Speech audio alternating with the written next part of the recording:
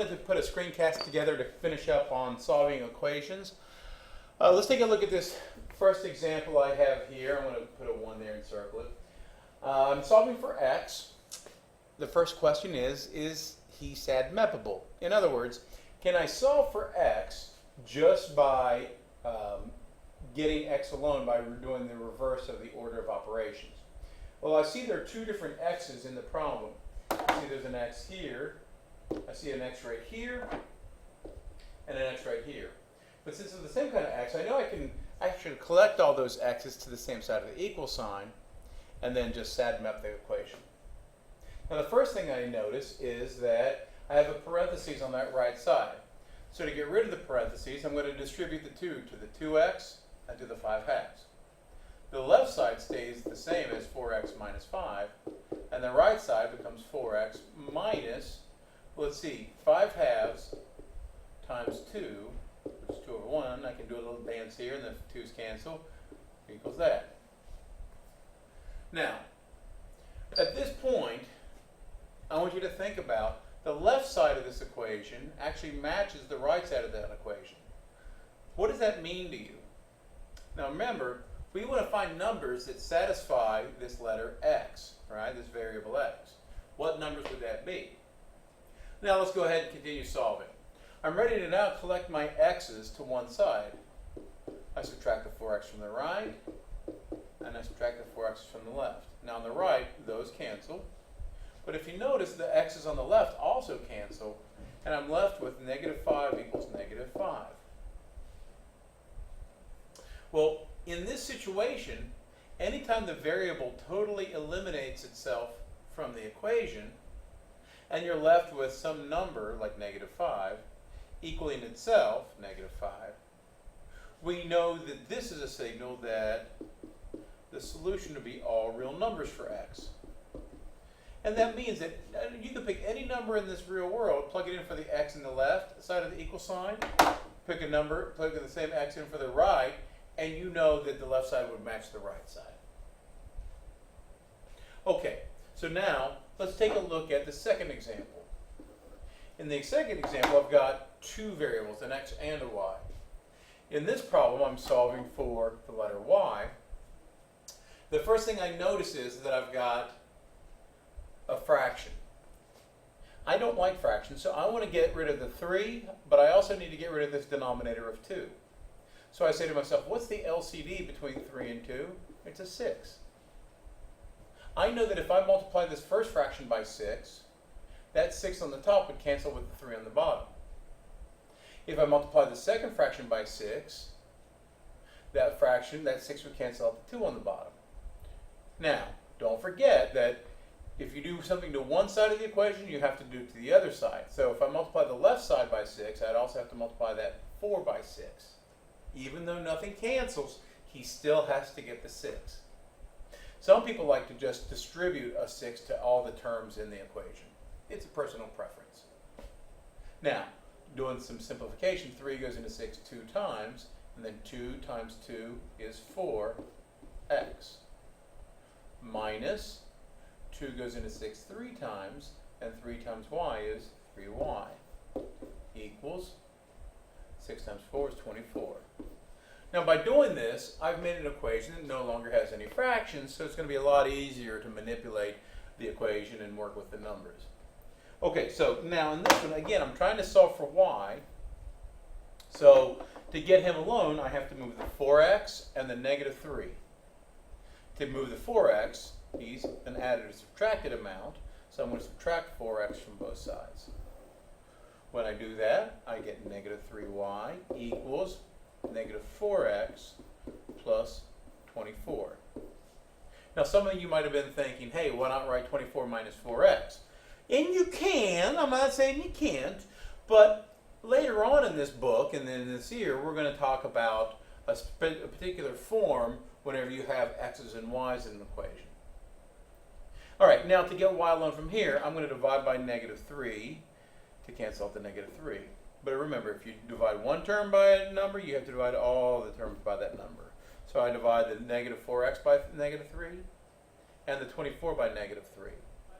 I get y equals Negative divided by negative is positive, 4/3 x, and 24 divided by 3 is 8. So to get y alone, I get y equals 4/3 x minus 8. You guys should recognize this form of this equation, y equals 4/3 x minus 8. It actually has a name in algebra that you've learned. Okay, now let's go on down to the next problems. On the next problem, I've got an equation that says, let me enlarge this a little bit for us. I've got ax plus bx equals d, and I want to solve for x.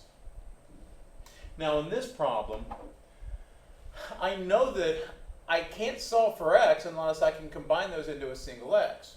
But the problem is ax plus bx can't be combined. So I have to have some other math idea or trick, however you want to call it, that'll let me make this into a single x. Well, I'm going to use an idea of factoring, or what you might think of as reverse distributive property. Instead of distributing an x to the first term and the second term, I'm actually going to collect an x out of those two terms by dividing. If I take an x out of these two terms, that creates a parenthesis. What will be left from this first term? An a, plus what will be left from the second term? A b. Now, imagine redistributing the x to here, to the a and the b. Wouldn't you get back to the original ax plus bx? So I know I'm allowed to do that. Okay, so I get this still equaling d. And by doing the reverse distributive, what we call factoring, I create a single x in the equation that I can now get alone by simply dividing by this parentheses.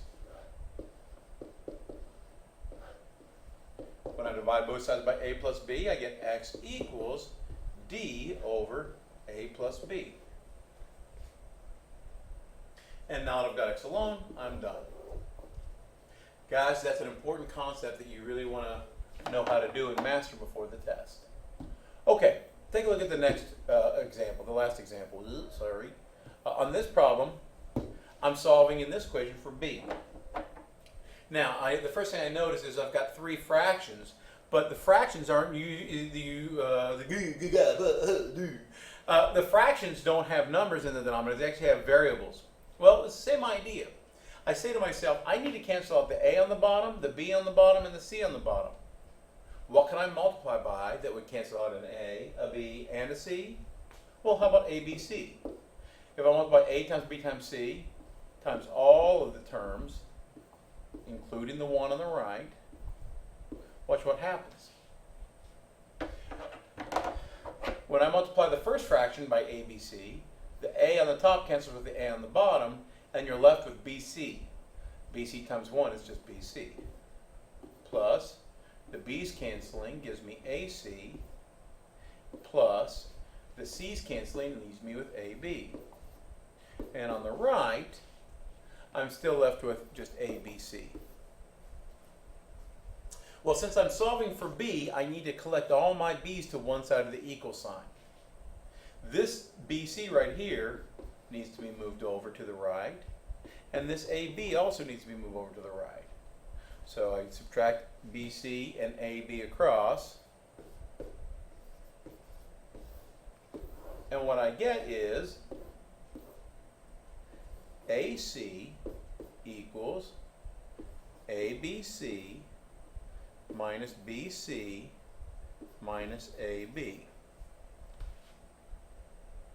Now again, that trick we just talked about, the factoring, all three terms on the right have a b I can collect out. So I'm going to collect that b on the outside of a parentheses, and I'm going to get AC minus C minus A.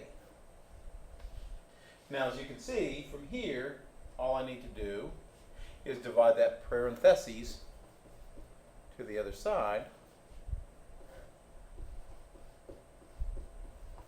and that is what it takes to get b alone.